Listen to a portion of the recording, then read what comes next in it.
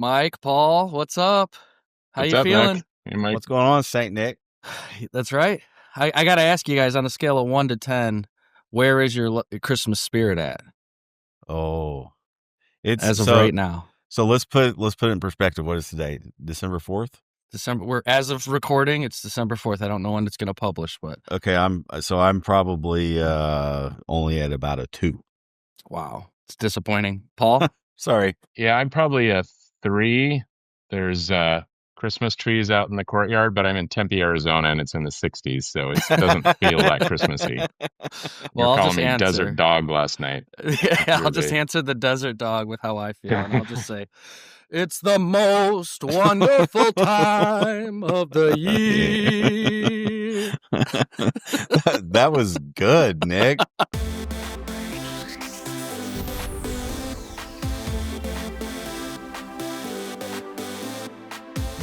All right, now that we got everybody into the Christmas spirit, we've got a couple of guests here visiting for the holidays. Let's just go ahead and introduce them. Paul, do you want to introduce your buddy Gabe real quick?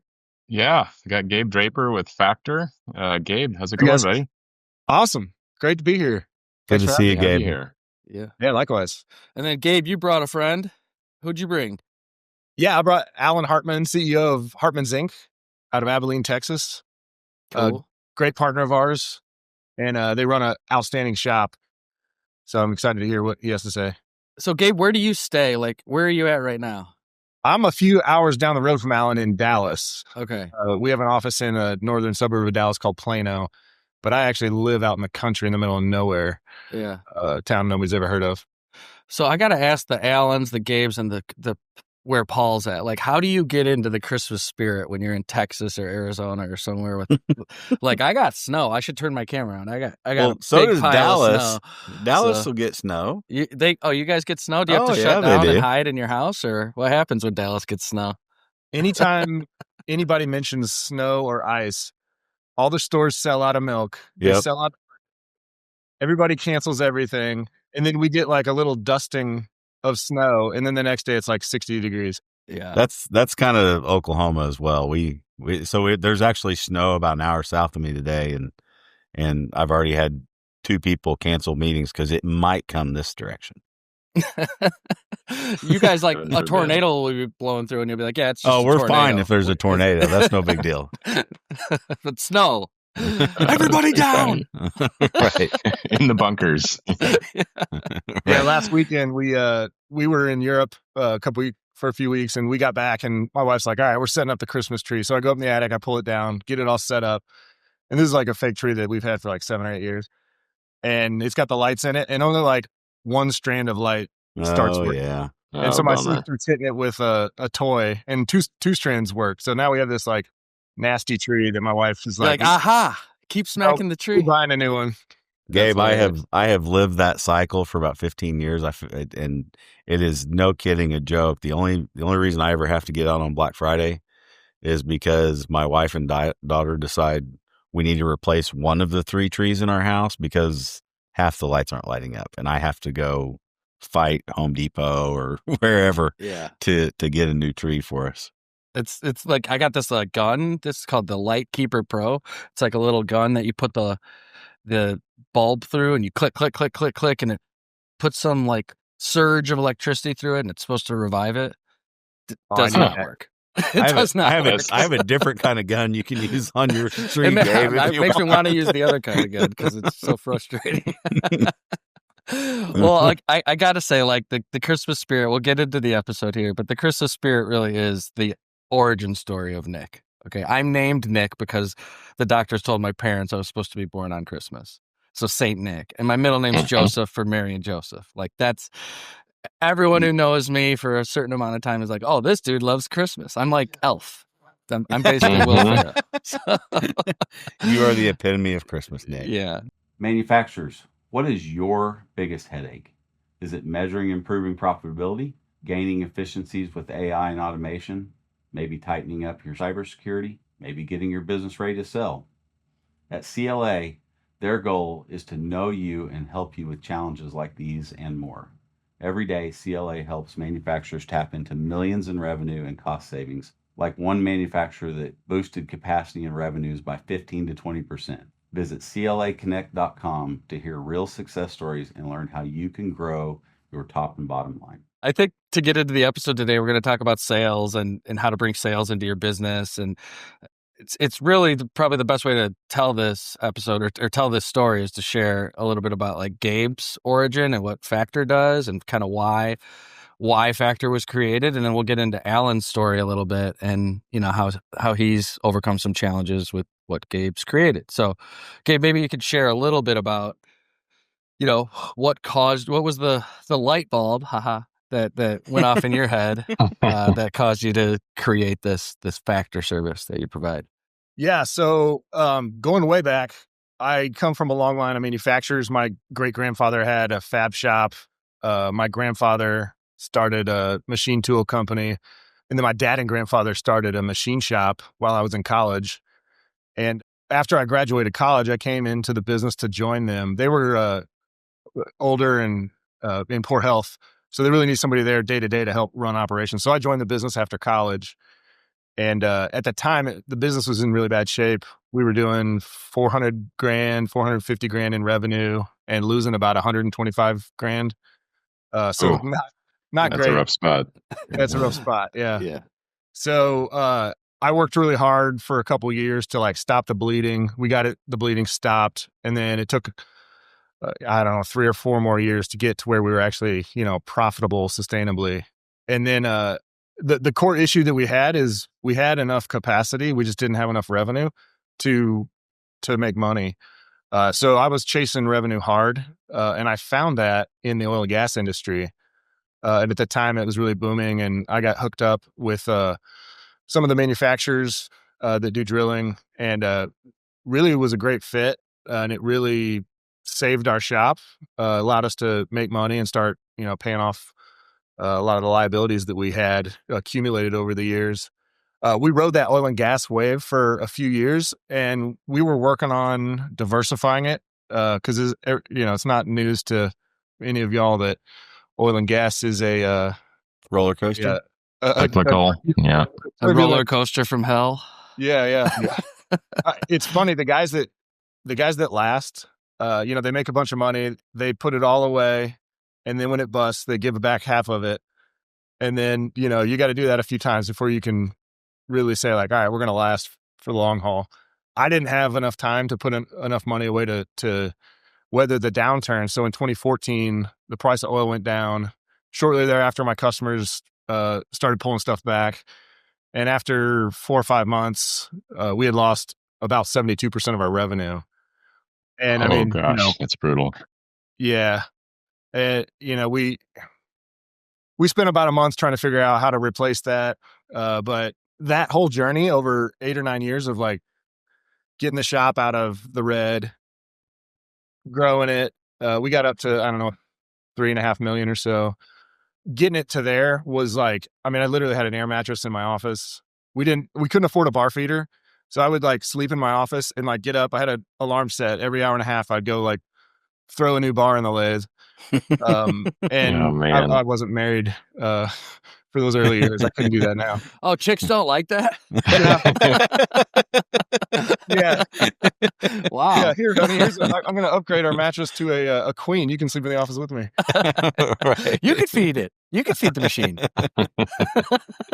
So like just getting a shop off the ground is so all consuming. And, you know, the combination of losing the revenue and then really like not wanting to go back in the red and going through that battle again. I kind of burnt all my matches, both financially and emotionally. So we ended up closing up. You know, one day I just told our guys like, hey guys, here's the situation. I mean, they kind of knew it, but I was like, we just got to shut down. So the blessing is if you're going to go out of business, going out hard and fast is better than a slow bleed out over time, because we had receivables coming in. Our customers paid their bills. We were able to cover a lot of our liabilities. And I was able to put all my guys' resumes in a zip file, send it around town. And I don't think any of them missed a payroll, which is awesome. That's cool, man. So anyway, after that, I was flat out broke. Like we had to leverage the cars and sell the house just to keep the lights on at home, and didn't know what I was going to do. So, you know, I interviewed for some jobs. I looked at some businesses to buy, But I went to my friends and I was like, hey, what, can I sell for you? And pretty quick, I had, I think, 4 different shops that were paying me a retainer to sell for their shops. So that was like late 2015. And then shortly thereafter, we started to get clarity on, the problem that was a lot of these shops are reactive with their revenue. They're not, they don't have functions internally that constantly go out and hunt for new business to keep the pipeline full. And so as we got clarity on that problem, we just scaled up Factur from there. It wasn't like some grand vision that we had. It was really just like desperation, trying to survive. And over time, it turned into a clear mission now, which is to help shops thrive by filling up the pipeline. That's so cool. Mm-hmm. That's what Awesome. a story. What you went through is actually pretty common, right? Yeah. Shops that don't have diversified portfolios of business, they're too concentrated into either one client or one industry. I've told the story that after 9/11, my shop almost went out of business because we were heavy in aerospace, and that just fell off a cliff for us. And it was only through a series of events that we were able to squeak through and make it. Wow. But, I've had a couple of guests on Machine Shop Mastery lately that had to close down their shops. And sometimes it comes down to just like these tiny little details, right? In one case, a shop ordered a bunch of material for a big LTA. The customer canceled the LTA, but the material was already on the way. The vendor dropped it on December 31st early and then wanted full payment for it. And like, that was $250,000 of material. And just like, if it hadn't happened exactly that way, they may have squeaked through, right? But It's just such a brutal cycle. And a lot of shops did your revenue drop? Mine during my shop days? Oh gosh. I mean, it was probably 50%. Wow. But we didn't want to lay anyone off. We were like, no, these are all our friends. We got to keep them on. And, by the time we actually went out and got some sort of help from our local small business development center, but we had, we were just weeks away from not making payroll and not being able to pay loans. And so. Yeah, Gabe, your reference, kind of the oil and gas, and you and I have talked about it before. I mean, that's certainly our core. And that cycle of, you talk about, I mean, because the nice thing about that roller coaster is when you're on the up, I mean, it's way up, right? It's, I have to remind everybody the fun part of a roller coaster is on the way down, right? Like that's when you need to get excited and adrenaline needs to pump. But that's some wisdom, Mike. I like that. But you look at my journey in this industry. I mean, so Hill became available to purchase because of one of those downturns, right? The previous owner, after 40 years of serving the oil and gas industry, it was just done with that last downturn, right? Same thing. She had socked away money during the good times and then give half of it back during the bad times. And after that last bad time, she's like, okay, I'm done. Like I don't want to do this anymore. But then all of the following acquisitions I've made have actually kind of followed that same story because a lot of them have been very heavy in oil and gas. And now COVID was another downturn that caused a few of them to say, okay, I'm not doing this anymore. Like I've made my money. I'm tired of giving it back to the company. Right. But that's where we've tried so hard to diversify, and we've done a good job, but we still have a long way to go. So yeah, I'm anxious to hear how you helped Alan do that. Yeah, let's get into a little bit of Alan's origins. Tell us the story of your shop. You were giving us a little bit before we hit the record button, but let's give it to the audience, Alan. Yeah, so my grandfather started our company in 1955. After he, got out from World War II, he was a mechanic for a little company called Slumberjay. And little company. He said, my God, I can't do this anymore. So he opened his own little automotive repair shop. And he said, you know what?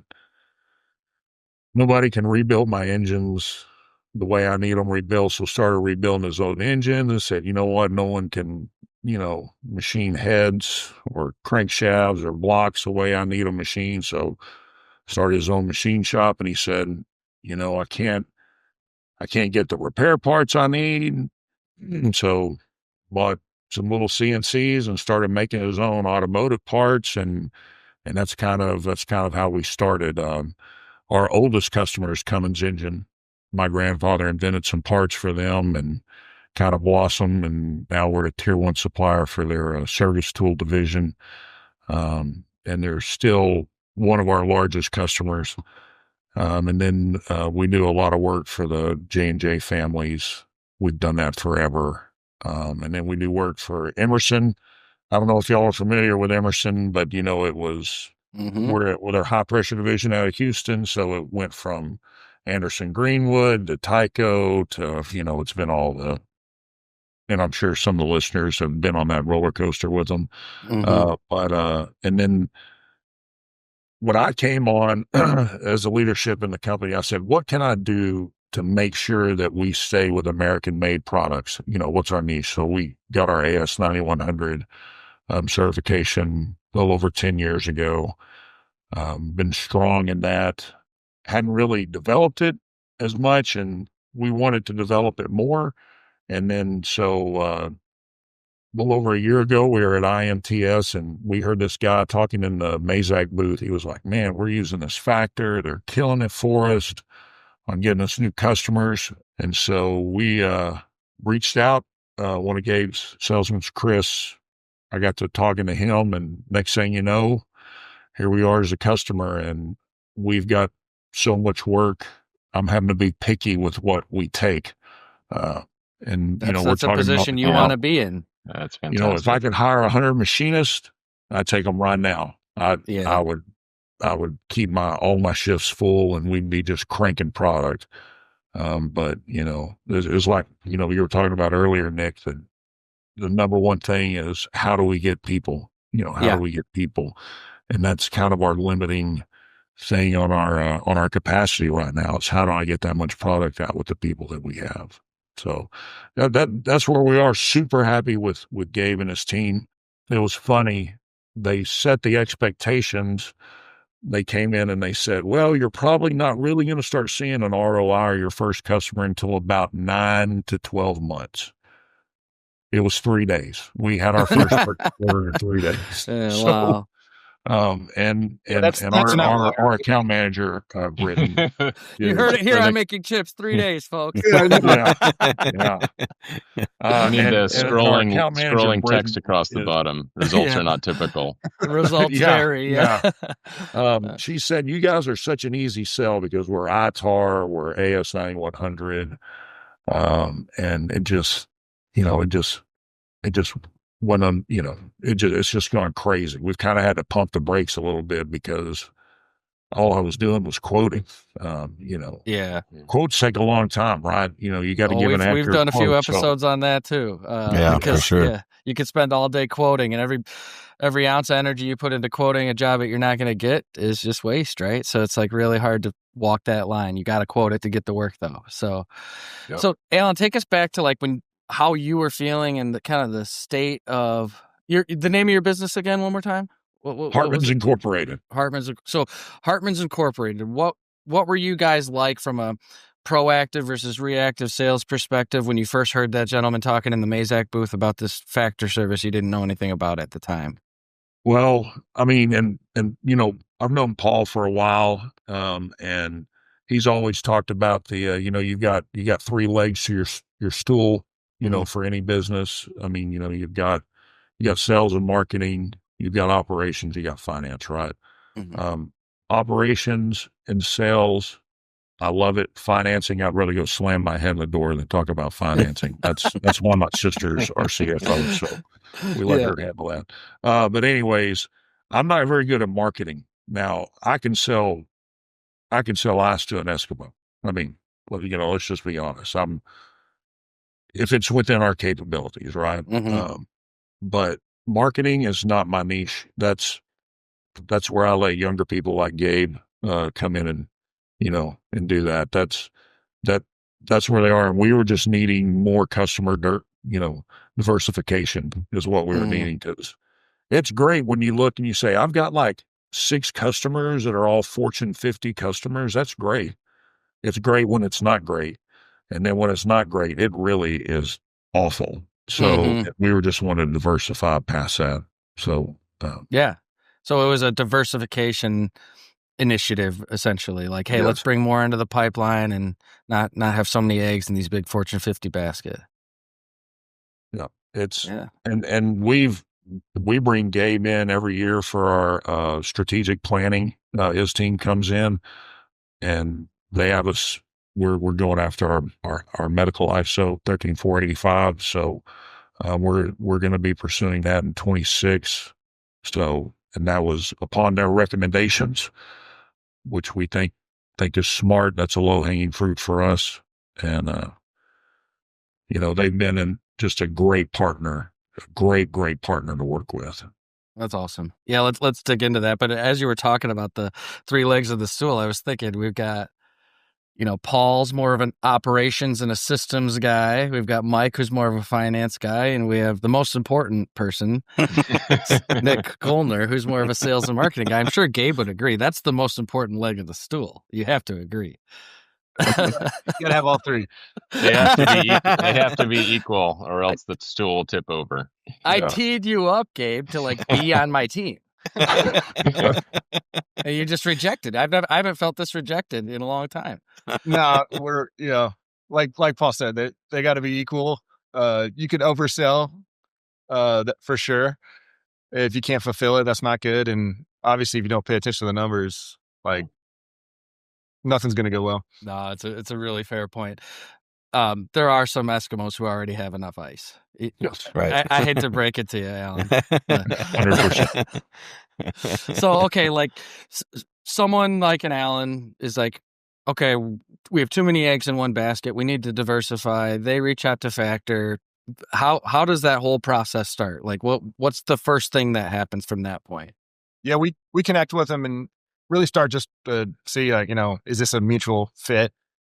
Is what you need, what we can do.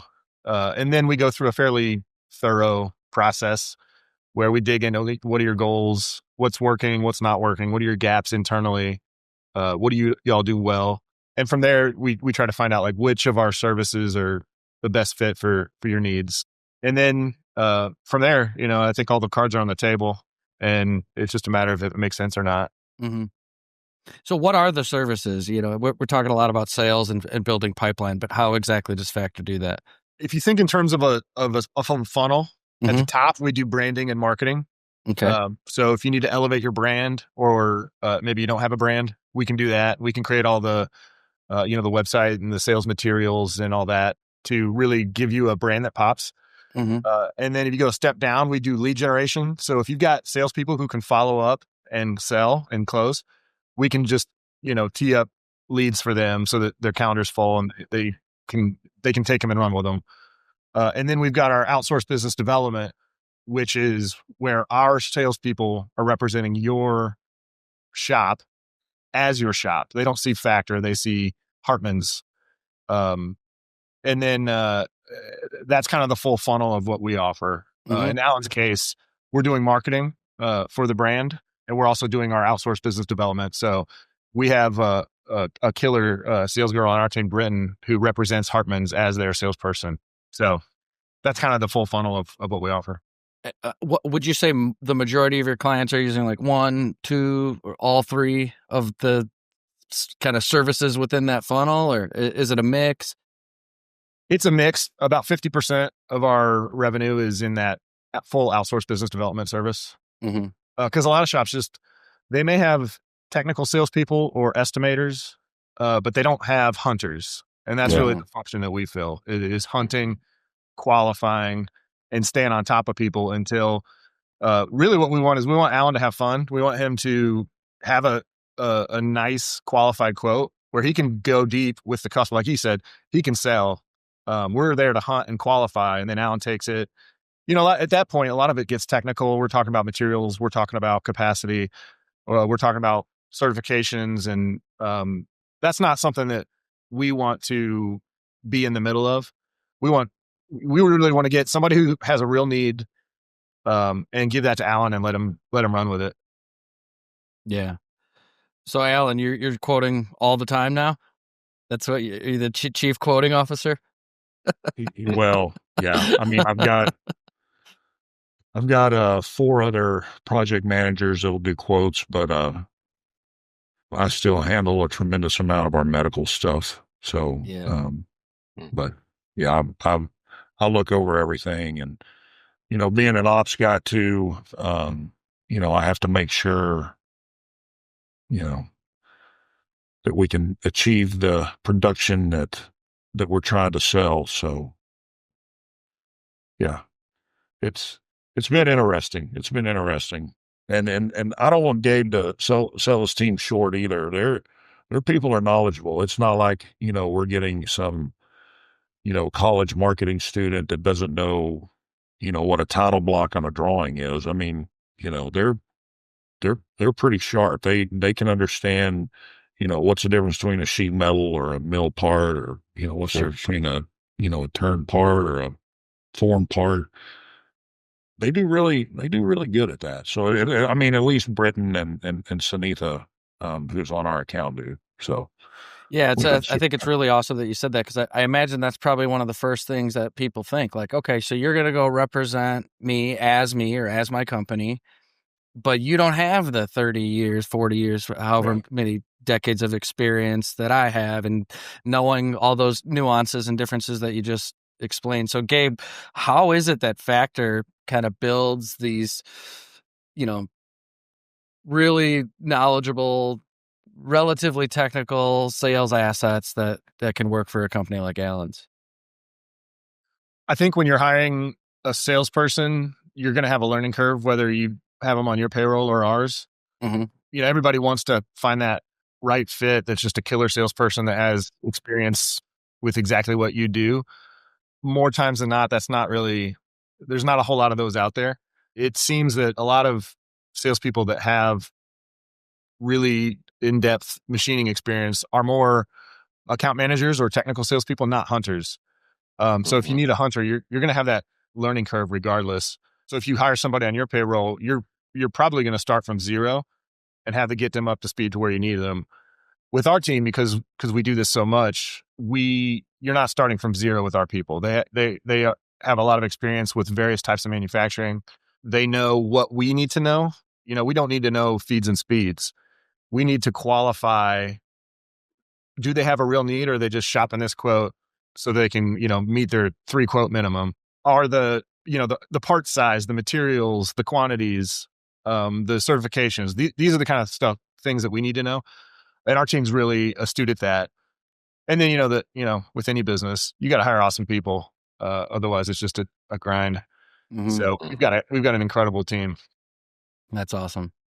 Yeah. How many folks on your team, Gabe? I think we're just shy of 100. We got, 96, 97 people on the team. Wow. That is a sizable organization. Wow. Very cool. Is that full timers or? Yeah, that's all. That's all full time. We have a few other, contractors here and there, but yeah. Great. Manufacturing isn't a one-size-fits-all. It's built on materials, machines, and the methods behind them. In What's Your Method? We talk with the leaders at Methods Machine Tools about how they're helping manufacturers in aerospace, mold making, and machining turn complexity into opportunity. What's up, Zach? Hi, how are you? I'm good, man. Thanks for joining us. Thanks for having me. We're doing this whole thing, What's Your Method, with the experts from Methods Machine Tool. Would you consider yourself an expert, Zach? Every day learning, trying really hard, but you can't learn enough. So, oh my gosh, like, what is an expert in this industry? It's like every time you think you're an expert at something, you meet somebody else who's been doing it a bit longer with a little bit more experience. And then when they feel like they've got it, new technology comes out and new advancements. So it really is an industry for the humble and the hungry to learn. But you've been doing this for a while, dude, and we've worked together on some projects before, and it's been fun. My question for you today is, what do you think it takes for real success with aerospace machining in today's industry? What are some of the biggest challenges there? And like, what do you see about those who are solving those with the methods? Yeah, I mean, it's a pretty complex question. I mean, you kind of just hit on it. It's always evolving. But I would say probably one of the largest things that you hear constantly is the consistency of tightening up GD&T. Smaller lot sizes. These customers are expected to be able to ship shorter batches more on time while being in harder materials, which makes its own challenge, right? Yeah. And then with the labor pool that I think every market segment is seeing, it's challenging to get people into this industry and then retain them, right? You teach them up, but then you have to show them a pathway. So yeah, we talk all the time about the difference between like a real machinist, a real manufacturing leader, and then someone who's, you know, what we call like a button pusher or whatever. Mm-hmm. And when you have small lot sizes with tight tolerances and nasty materials, like you don't have time to, and you don't have that kind of tolerance for risk to be able to like screw up a bunch of times because you're under the gun right from the beginning of it. And that's what makes, to me, I mean, the aerospace shops that are able to do these quick, 5-10 part lot sizes, get it right without too much scrap. Like they're the best of the best. And I think the margins show it too. I don't know if that's what you see, but they seem to be the shops that do the best. I agree. I mean, a lot of that is having a stable, robust process, right? So they're doing the fundamentals right. And that's even just starts at the beginning with their customers on what's real expectation, where is the goal line, where is a win. And then from there, it's then on the asset side, right? It's these high-end shops are getting into FMS systems or some type of pallet pool system. People see that and they think, oh, they must have these large runs. It's really not that. It's allowing them to get a setup done, put that away while that part's in QC, and get on to the next one. Because on a standard vertical or a 5-axis single pallet, you can't break that setup. So now that machine's sitting idle. So the high-end guys understand that, and that's what they're investing in. I am so glad you pointed that out. Like, I don't know if you know this, but one of the podcasts we do under the MakingChips network is called Lights Out. Okay. And it's the one I happen to host. And we're always talking about like working ahead of your machine. Yep. So while your machine's running, you're working on that next pallet in the loading station, making sure it's equipped with work holding and materials and a proven process and proven out cutting tools that you've already proven out. Because once that spindle's making chips, you know you're making money. And then it's just how far ahead of that machine can you get? Yes. And so how are you guys solving some of those problems at Methods? Or do you have a shop that's like just a great example of that? Yeah, I would say it's twofold, right? For us, we typically are just doing on the test cutting side. For us, it's showing proof of concept that these tolerances can be held in the right environment. That is something we have in Acton, Massachusetts. That's a 1 degree room. It's where we do all of our high-end cutting, not only for this segment within aerospace, but also in medical, defense, and what have you. But the high-end shops that are able to achieve that, it goes back to the fundamentals, right? They're buying good tooling. They're buying RFID chips. To your point, kind of like you touched on there, you got your tools all set. Now is my magazine on my equipment big enough? So I don't have to be pulling these tools in and out, retouching them off. And if I do, can I RFID them? So now I'm populating the tool life pages and not having an error, right? Not having a human fat finger and offset. Now I have it more robust process, which is how these guys are chasing perfection. Yeah, man, that's so good. And I think you brought up a super important point that people need to consider. You can get whoever's selling you capital equipment or helping you on the application side, you can get them involved in the process before you fully commit to buying that machine. Yeah. So like you don't have to get the machine and then try to prove it all out yourself and then figure it out then. Like you just said, a lot of what you're doing is saying, hey, look, we've got this all dialed in for you, and now we're ready to sell you that complete package. Yeah, in our world, we call that a turnkey. A lot of times, we never get the easy parts. I wish we did. We typically get the ones that are really challenging, but it's good though. I mean, it allows us to showcase what the asset can do, what the machine can do, and that's why they're buying it. So you have to kind of provide a full package today. The parts that are easy, you typically aren't going to see those because people know them already. Mm-hmm. It's so good. Yeah, you're kind of earning that sale by proving it out with that turnkey. You've got all the peripherals dialed in. You've got the setup figured out. You've got the cutting tools figured out. You've done it. Yes. Okay, you've been there, done that, and now it's like, hey, now it's ready for your shop to start making you money. So, Zach, thank you so much for joining and sharing your method. I know it's been fun working together on projects, between Hennig and Methods, and now having you on the podcast. It's been really great. So, looking forward to having a longer conversation in the future. Thank you for having me. Paul, tell me about your trip to Italy. I went there with the NTMA and we got to tour SMW Autoblok, 2 different facilities absolutely blew me away. World class, enormous places. I can't even count how many machines there were, but so much automation. One of the most incredible takeaways for me was the breadth of what they made. I did not know they made so many work holding products and automation products. And I loved watching a big chuck machine a little chuck. So they were machining chucks in huge lathes. I thought that was super fun. Yeah, you introduced them to me after you came back, and they've been to my shop. And the ideas they have to like breathe new life into some of my machines and the tools and the jobs that we're running was just shocking. And then one of the coolest things is we're bringing this new automated pallet delivery system, the Hennig workflow, to market. And guess what the interface is? It's SMW 0-point locators. It's really sweet. We're getting ready to get some of those. So how do people find SMW Autoblok to look through that massive catalog of products? It's SMW Autoblok, BLOK.com. Yeah, get rid of that C. SMW Autoblok, BLOK.com. So, Gabe, how does someone decide which of the services they really ought to lean into, right? Let's say they have a pretty decent website. They're kind of like Alan, they maybe are reasonably busy, but they know they want to diversify. How do you decide what service to go with? That our sales process really helps flush that out. So engaging with our team helps with that. So we kind of go through that. But from a high level, if you don't have any sales resources, you probably need our full service. Mm-hmm. If you've got highly competent salespeople that can work a pipeline, they're getting up every day, reviewing lists. Who do I need to talk to today? How do I move this from A to B? And they can close business, then our lead generation service could be a good fit. And then there's a real problem in our industry where a lot of the shops look and talk and behave the same as their competitors. If you look at most sites, they're going to talk about quality, delivery, and price. They're going to have an equipment list out there. It's going to be all about what do we do, not what do you need as the customer. Mm-hmm. So, that's where our marketing service comes in. Is we really want to, every shop, you go through a shop tour and it's like, all right, we do milling and turning and we do this and that. But you go through a shop tour for any amount of time and you really find out like what they're really good at. It's like, all right, you're really good at broaching, or you're really good at, complex parts with intersecting holes. You really get a sense of that. But if you look on their website, typically it's just like, we do milling and turning. Here's our equipment list. Here's our certifications.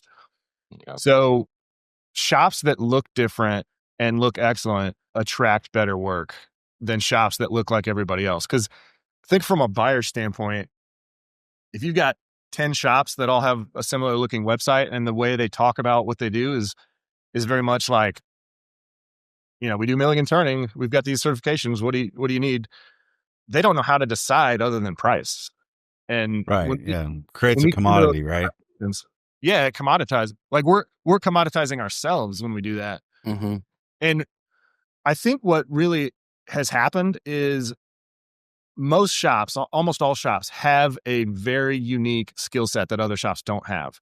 But they don't have enough of that work for them to really put a flag in the ground and say, this is how we're different. So because of that, they try to be broad because they want to they have to get more types of work just to keep the lights on.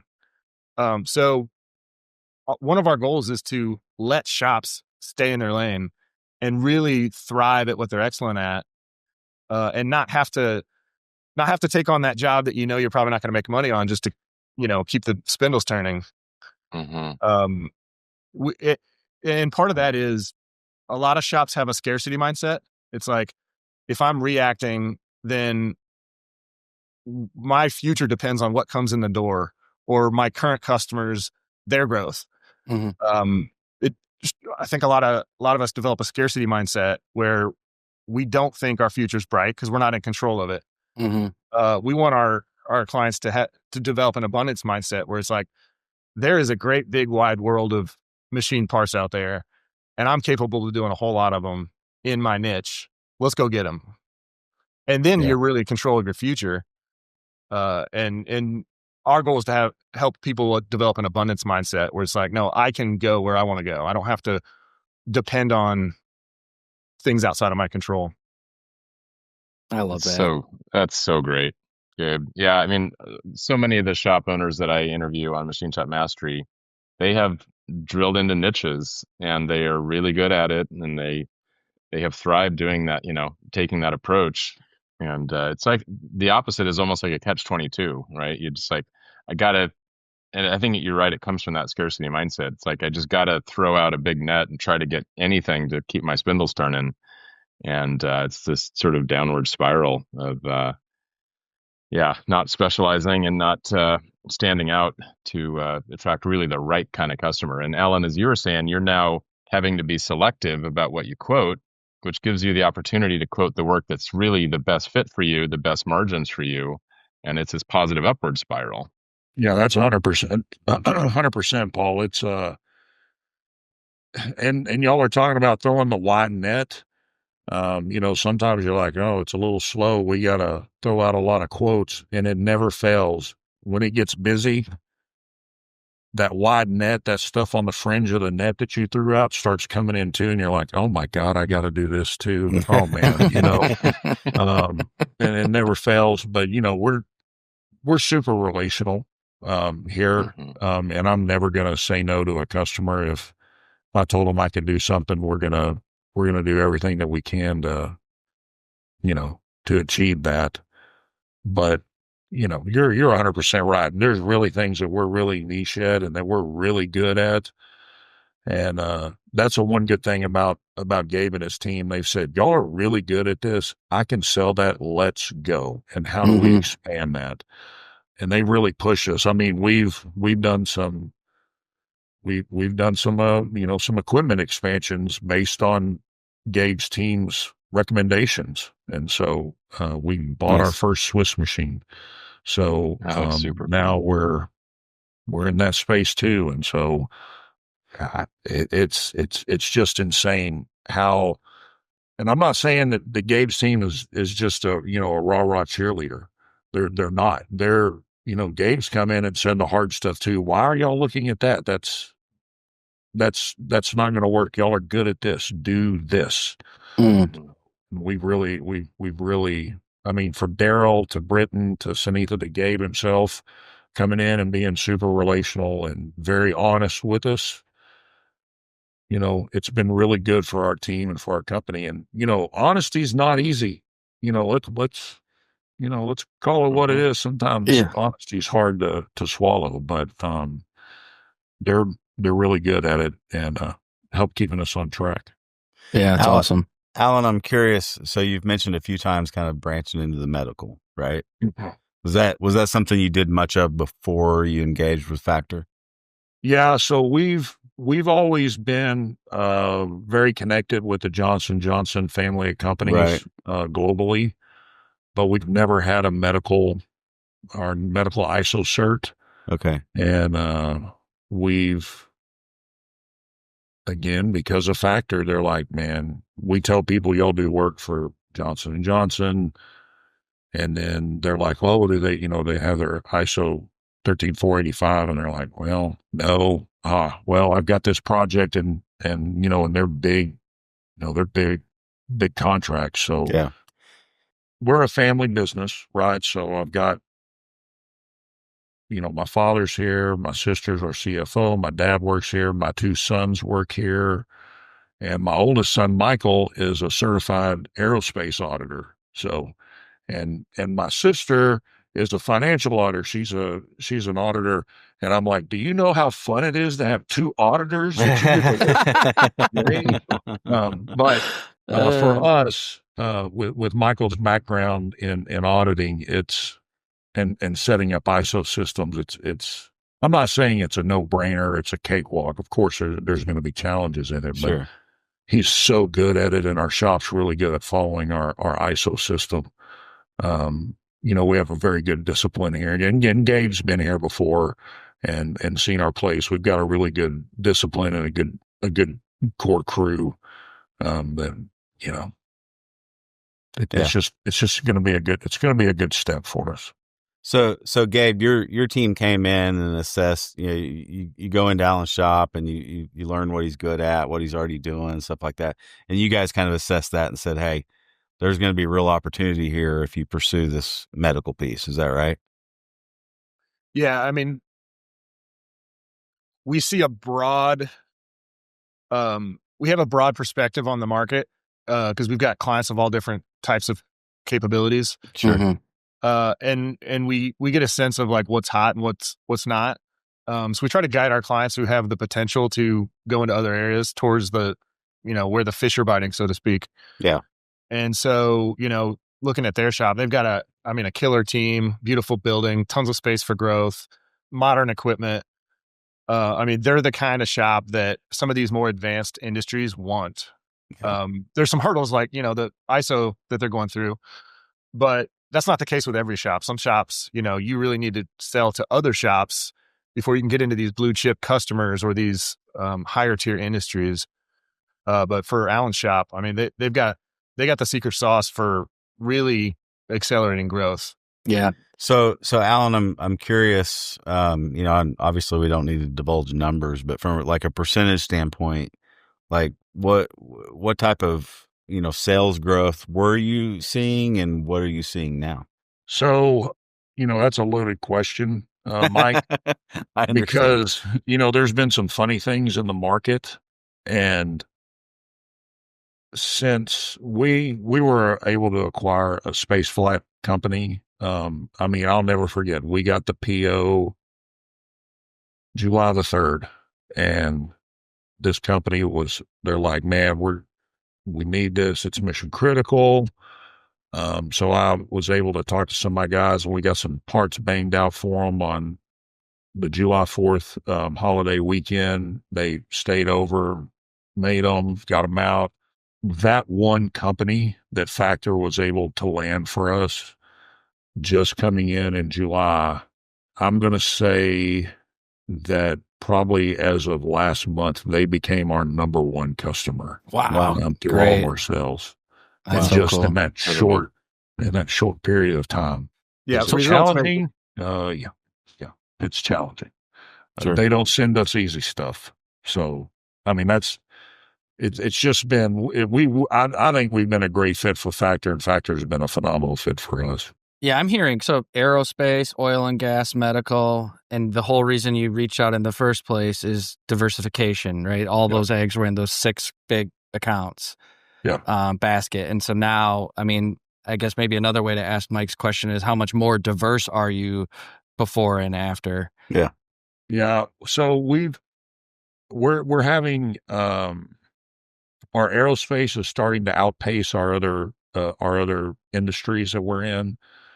And so we want to go back into more medical. We were wanting to bring medical back up. So that's why we shifted. And that was part of the strategy that we had. We were at about, let's say there were 4 industries that we're in. We were at about 20 to 30% spread between all the industries to get all of our, and now aerospace is starting to outpace. They're going to be at almost 50% of our revenue. Probably. I think it's so wise, like how you're even talking about it. Like instead of just like, yeah, we're an aerospace shop, that's what we do now.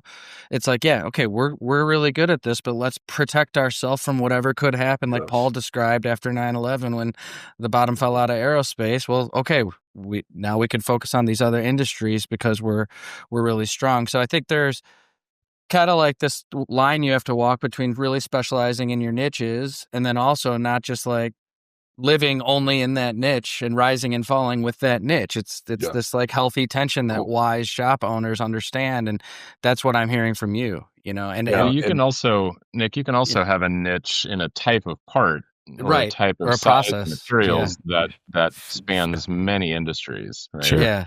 And I think it's really also good. worth being more nuanced on the aerospace side, right? Aerospace is not just aerospace, right?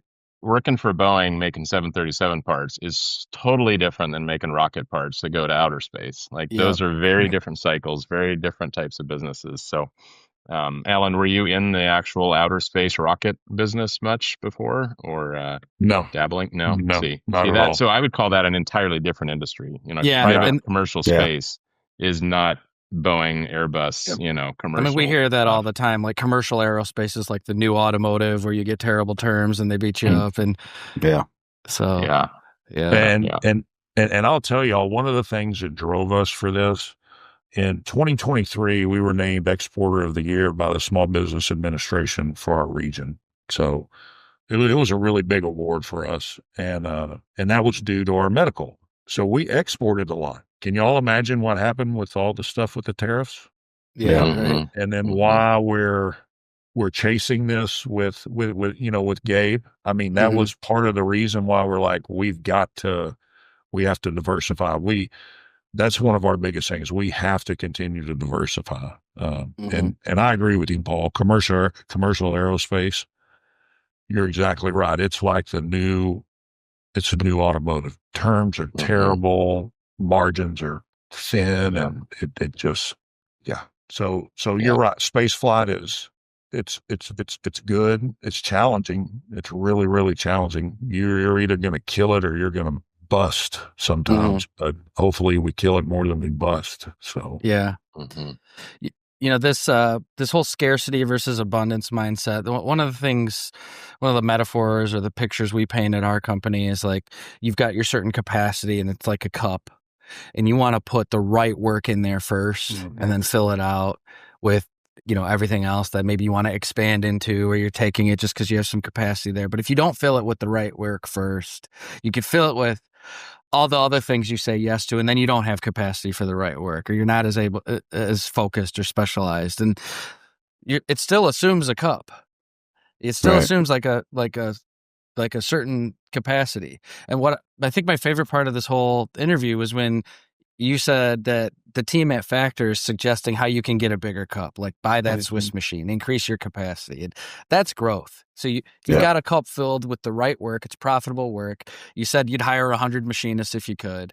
And now the cup's getting bigger, and you're able to, expand what the right work looks like and what your shop can handle. Yep. And I think that's awesome. And then you even talked about branching into like rocket aerospace, outer space aerospace. And I think that's awesome, because I've been hearing that the main reason why Elon wants to get to Mars is because that's where all the machinists and the technical salespeople went. So if you get there and that's where they're at, bring some back for the rest of us. It's hilarious. Yeah. No, such a great story. And Gabe, like, one other thing that I was thinking about as this episode was playing out is you've got all these different areas of specialization to get through a funnel. Building an attractive brand at the top, going through the discovery and then qualification and then close. And like, you really either need a lot of people who can do all of it, or you need to really kind of segment that out into a process and get good at each step. So maybe at the bottom of the funnel, where Alan's talking real technical turkey with everybody about exactly how he's going to make their parts or handle these materials. And like you said, maybe at the top, they don't need to know speeds and feeds as much. But like, if you have a process or a system that's working and the handoffs are clean and it doesn't feel disjointed, or like some people are from this company and other people are from this company and one hand's not talking to the other, it doesn't really matter if everyone can do every step of the process, because you're still getting through that pipeline all the way to that closed sale. You're still filling that cup. And so I think it's really smart to break it down and not just think that like sales and marketing is just one thing. It's kind of like it's like, yeah, how many times does something flow through your shop, and it's got to touch all these different processes and all these different systems and all these different skill sets. But people often don't think of sales and marketing in the same way. Yeah. When you're starting out, the owner has to be the sales guy. Like you can't afford, nobody's raising $5 million to start a big shop with all the parts and pieces of what you hope you turn into. Most shops are starting very small, where the owner just has to make it happen until you get to $3, $4, $5 million before you can afford to start building out a sales and marketing function in your business. And so that's one of the challenges of getting off the ground. But then from there, you start adding in resources. And I think it's typical for shops to think sales and marketing and customer service and quoting and account management is all like one guy. And you might find, you can find some people who are like, okay, generalist at all those. They're not going to be excellent at any of them probably. But that's kind of what you got to do in that, second phase of your business. Cause you can't hire 5 sales and marketing people to fill out all these functions and specialize. But as you get bigger, specialization becomes more important because your guy who's out there hunting is probably not going to be a really like thoughtful, nurturing customer service guy. Like those are different skill sets. And they're probably not going to be really great at estimating. So as you get bigger, you really need to specialize. You need to decide like, are we going to hire these functions in-house? We're going to outsource some. Like what is it we really want to do to build out our sales organization as we scale? Yeah. It's like a sports team. Like everyone has a different position that they play. Centers in the NBA look different than point guards for a reason, right. So, and I think that's people, it's the same thing like a shop, right? All work flows through a shop. There's a million different layers of specialization in a shop to get a quality part out the door on time and keep a customer happy. People really ought to think of sales and marketing in the same way. Are we effectively moving from one stage of the funnel down through the funnel and ultimately closing new business and then getting into that customer service aspect? So Gabe, so I'm sitting here as a shop owner, like most of our listeners. I like what I'm hearing. Like, how do I start to get engaged in this? What does that kind of onboarding process look like to help me even figure out what part of that funnel I need your help with? Yeah. So step 1 would be to engage with us. So you can go to Factur MFG/chips. We set up a special for this audience, where, Nice. if you talk to our team, just for, giving us a chance to get to know you, whether you sign up with us or not, we're going to give you a market intel report that gives you some high level data on your market, as well as a target list of companies that is in that market that you might go after as potential customers. So cool. FacturMFG.com/chips. That'll go to our sales team and we'll get on the calendar. And it's first call is usually pretty informal. What are your goals? Who's your shop? What's your identity? What challenges are you having? And give you kind of a high level of what we do. And then from there, we kind of get deeper and, really see if it makes sense or not. Mike, I can almost hear you typing that URL in already because like you called me earlier this week to share what you called about. Oh gosh, was it bourbon? When you were talking about getting into that a certain market we're pretty deep into, and you were like, who should I reach out to? Yeah, So I sit there. I've talked about it before. One of my cheat codes in this business is that I get to sit here and talk to all these smart people, right? So yeah, there's clearly some industries over the last, call it 18 months, that have been stagnant. There's other industries that have excelled. Unfortunately, a lot of my industries are on the stagnant side more so than the excel side. You're on the fun part of the roller coaster. Yeah, I'm on the fun part of the roller coaster right now. So in talking to people, you start identifying some of these other industries. Nick, you guys have had great success in some of those industries. So I sit back and I'm going, okay, well, how do I get into that, right? Like, what opportunities are there for machine parts in that industry, that type of thing, and then once I even identify that, I've got to decide we got to figure out how do I get opportunities to bid those parts? How do I get in front of the right people to talk about it? And so it sounds like, having that onboarding kind of conversation with you guys can point me in the right direction on a lot of everything that. starts with a list. I say that all the time. Everything starts with a list. And so they'll give you that list. You tell them what industries you're targeting and they'll give you that list. I think that's a great, kind of freebie, if you will. You don't have to sign on. You still can get that list and get a little bit of intelligence in those markets that you're targeting. So good on you, Gabe. That's a cool idea. Yeah, what a great service for the listeners too. Everybody needs to go check that out for sure. Yeah, and they should, if they're not, we'll have the link in the show notes and whatever else. But it's Factur FACTUR MFG.com. So yeah, we own both. Make sure you're getting it right. we own both domains, so they can type it in either way. But yeah, Oh, nice. Good for you So, guys. I That should is have started awesome. with this, but the brand Factur is the middle of the word manufacturing. That's all we do is help manufacturing companies, mostly job shops. I like that. That's really cool. That is cool. I like I And, that. and that realize helps that. people learn how to spell it too. I got to figure out how to buy Henning, Henning. That's not the Yeah. name of my company, but every other email, it's like, I need that conveyor from Henning. I'm like, who Right. put the N in there? Right. So awesome, guys. Hey, one other service. We just have to shamelessly plug it because it is the number one problem facing manufacturing leaders, and that is finding and retaining talent. And so we've had a lot of success with something that we created with a recruiting partner of ours, Hire MFG Leaders.com. And so, like I hear Alan saying he needs 100 guys or talented machinist guys or girls, right? That's a common theme. And so we've had a lot of people reaching out to us, and we've been able to get some great people for some of our listeners, and it's been pretty fun to. That's what's so cool about making chips. It's like Mike said, you learn about your audience, you learn what they're dealing with, what they're struggling with, and whether it's a sales problem, and we can connect them to Factur, or a recruiting or retention problem, we can connect them to our talent acquisition service. Is pretty sweet. Laser focused on the metalworking nation and how we can help them. So Get that abundance mindset going. Hey, it's Paul from MakingChips. If you've been burned by recruiters who don't understand manufacturing, you are not alone. That's exactly why we created Hire MFG Leaders. We're not just recruiters, we're current and former shop owners, and we know what it takes to lead in this industry. Whether you're hiring your next operations leader, sales manager, or production supervisor, we'll help you find someone who actually fits. Learn more at makingchips.com/hire. hey, Alan, thank you so much for joining us and sharing your story. And if you're anything like Alan or Alan's shop and you want to diversify, Gabe can help you. That's for sure. Yeah. Thanks, you guys. Yeah. Yeah, appreciate it, Alan.